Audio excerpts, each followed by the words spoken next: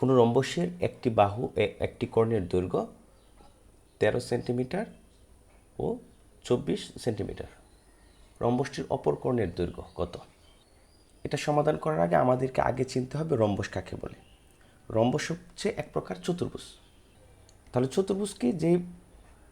যার 4টা বাহু আছে সেটাই হচ্ছে একটা চতুর্ভুজ। তাহলে এটা হচ্ছে একটা চতুর্ভুজ।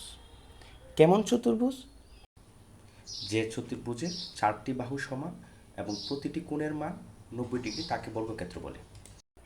এখন এই বর্গক্ষেত্রকে যদি আমি এমন করি, এটাকে একটু ধাক্কা দিই যে কোনো একদিকে, তাহলে এটা কি হবে? হেলে যাবে। দেখেন এখানে এই চতুর্ভুজটাকে যদি আমি বাম পাশ থেকে ধাক্কা দিই তাহলে এটার মতো তৈরি হবে, আর যদি আমি ডান পাশ থেকে ধাক্কা দিই তাহলে এটার মতো তৈরি হবে। এখানে আমার কিন্তু এই বাহুগুলোর কোনো চেঞ্জ হচ্ছে না, প্রত্যেকটা বাহু কিন্তু আগের মতো সমানই আছে। শুধু চেঞ্জটা কি হচ্ছে?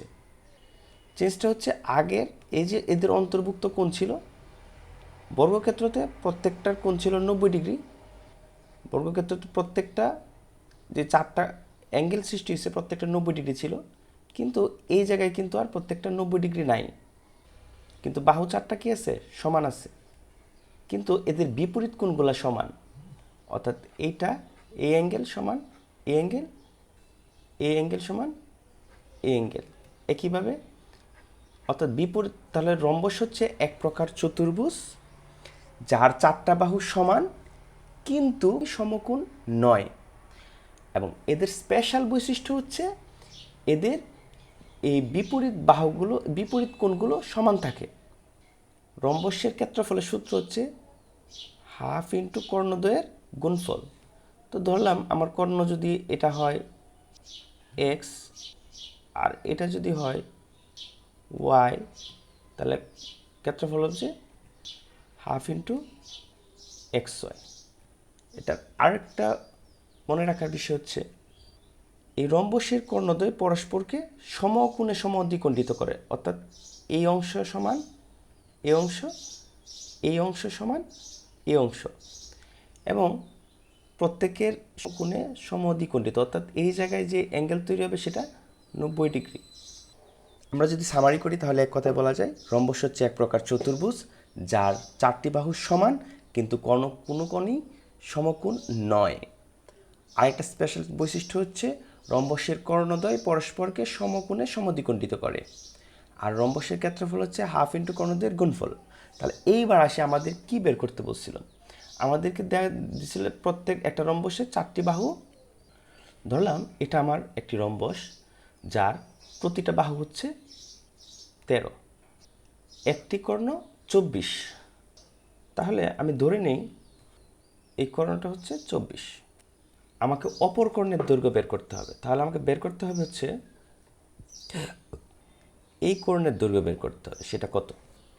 তাহলে আমরা মাত্র কি শিখলাম? যে রম্বসের কর্ণদ্বয় পরস্পরকে সমকোণে সমদ্বিখণ্ডিত করে।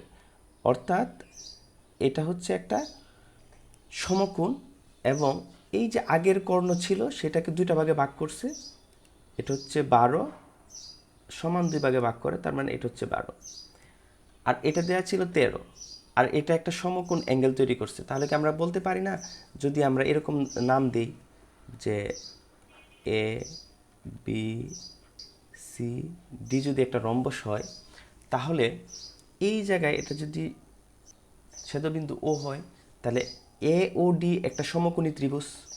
তো এ ও ডি যদি সমকোণী ত্রিভুজ হয়, তাহলে আমরা এই সমকোণী ত্রিভুজের এতে কি জানি যে অতিভুজ এবং লম্ব ভূমির সাথে সম্পর্ক হচ্ছে লম্ব স্কোয়ার প্লাস ভূমি স্কোয়ার ইকুয়াল টু অতিভুজ স্কোয়ার। তার মানে ও এ সমান সমান হচ্ছে 169 মাইনাস 144। তার মানে ও এ হচ্ছে √25 তাহলে এটুকের দৈর্ঘ্য হচ্ছে 5। তাহলে আমরা জানি যেহেতু ও এ সমান সমান ওসি, তাহলে ও এ হচ্ছে এই ও এ এর ডাবল। তাহলে আমার পুরা কর্ণ যেহেতু 2 ভাগে হয়েছে, তাহলে 1 ভাগ আমি পাই গেছি 5, তাহলে 2 ভাগ হচ্ছে 10।